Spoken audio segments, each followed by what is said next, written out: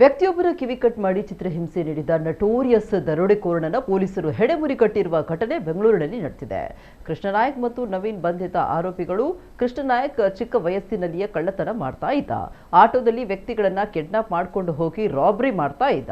ಪೊಲೀಸರು ಈತನ ಕಾಲಿಗೆ ಫೈರಿಂಗ್ ಕೂಡ ಮಾಡಿದ್ರು. ಹೀಗಾಗಿ ಒಂದು ಕಾಲು ಕಳೆದುಕೊಂಡ ಈತ ರಿಕ್ಷಾ ಓಡಿಸಿಕೊಂಡಿದ್ದ. ಮತ್ತೋರ್ವ ಕಳ್ಳ ನವೀನ್ ಶಾಸಕ ಸತೀಶ್ ರೆಡ್ಡಿ ಎಂಬುವರ ಕಾರಿಗೆ ಬೆಂಕಿ ಹಚ್ಚಿ ಜೈಲು ಸೇರಿದ್ದ. ಆದರೆ ಜೈಲಿನಿಂದ ಹೊರಬಂದು ಮತ್ತೆ ಹಳೆ ಚಾಳಿ ಮುಂದುವರೆಸಿದ್ದ. ಏನೋ ಈ ಇಬ್ರು ಆರೋಪಿಗಳು ಸೇರ್ಕೊಂಡು ಸುಂದರ್ ರಾಜ್ ಎಂಬುವರನ್ನ ಆಟೋಗೆ ಹತ್ತಿಸಿಕೊಂಡು ಹಣ, ಮೊಬೈಲ್ ಕಿತ್ಕೊಂಡಿದ್ದಾರೆ. ಬಳಿಕ ಎಟಿಎಂ ಕಾರ್ಡ್ ಕೊಡುವಂತೆ ಆವಾಜ್ ಹಾಕಿದ್ದಾರೆ. ಕೊಡದಿದ್ದಾಗ ಕಿವಿ ಕಟ್ ಮಾಡಿ ಚಿತ್ರಹಿಂಸೆ ನೀಡಿದ್ದಾರೆ. ಬಳಿಕ ಎಟಿಎಂ ಕಿತ್ಕೊಂಡು 1 ಲಕ್ಷ ರೂಪಾಯಿ ಹಣ ಡ್ರಾ ಮಾಡಿದ್ದಾರೆ. ನಂತರ ಆತನನ್ನ ನಿರ್ಜನ ಪ್ರದೇಶದಲ್ಲಿ ಬಿಟ್ಟು ಪರಾರಿ ಕೂಡ ಆಗಿದ್ರು. ಪ್ರಕರಣ ಸಂಬಂಧ ಇದೀಗ ಇವರಿಬ್ಬರನ್ನ ಪೊಲೀಸರು ಬಂಧಿಸಿದ್ದಾರೆ.